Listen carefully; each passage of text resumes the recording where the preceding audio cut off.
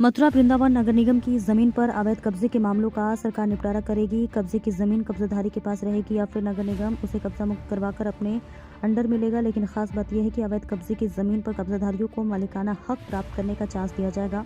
इसके लिए सरकार निर्धारित नियम और शर्तों के अनुसार जमीन को कब्जाधारियों को बेचेगी। जो कब्जाधारी पॉलिसी के तहत जमीन खरीदने के अधिकारी होंगे उनको जमीन बेची जाएगी, नहीं तो उनसे जमीन को कब्जा मुक्त करवा लिया जाएगा। शहरी स्थानीय निकाय विभाग की ओर से नगर निगम कार्यालय को इस आशय का पत्र भेजा गया है, जिसके अनुसार नगर निगम को अवैध कब्जे वाली जमीनों की पहचान कर उनकी लिस्ट तैयार करने के लिए सर्वे के निर्देश दिए गए हैं। विभाग के पत्र के अनुसार नगर निगम को 10 दिनों में ये सर्वे पूरा करके रिपोर्ट शहरी स्थानीय निकाय निदेशालय को भेजनी है।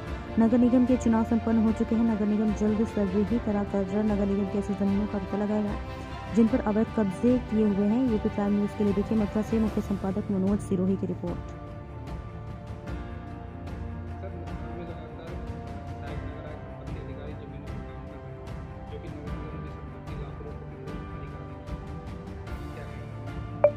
देखिए, ये एक रेगुलर हमारा प्रोसेस है। हम लोग ये कोशिश कर रहे हैं कि एक मैसेज ये जाए कि निगम की प्रॉपर्टी पे जो भी अवैध टाइप से भूमाफिया कब्जा करने का कोशिश करते हैं उसको ना ही हम उसको ज़मीन भी खाली कराएंगे, बट उनके खिलाफ भूमाफिया एक्ट में और जो बाकी सुसंगत धारा है उसमें कार्रवाई भी करवाएंगे। और उसको लेकर के हिसाब से भी लगातार हम लोग टच में रहते हैं टीम हिसाब से भी।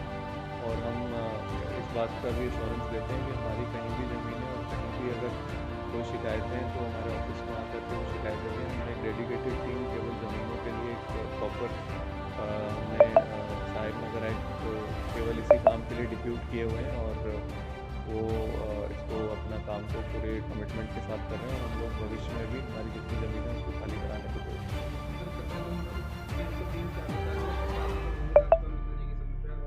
मांडर जी की समझदारी आज जमीनों पे माफिया खनन भी कर रहे हैं और पेड़ों को उजाड़ रहे हैं, जिसमें नगर निगम की भूमि में सब पेड़ है। देखिए, जैसा एज सच हमको शिकायतें प्राप्त होती हैं क्योंकि खादर की ज़मीनें इस प्रकार की होती हैं कि हमें उस पर लगातार कार्रवाई करनी पड़ती है और हमें जैसे जैसे शिकायत प्राप्त होती है हम लगातार उस पर कार्रवाई करते हैं।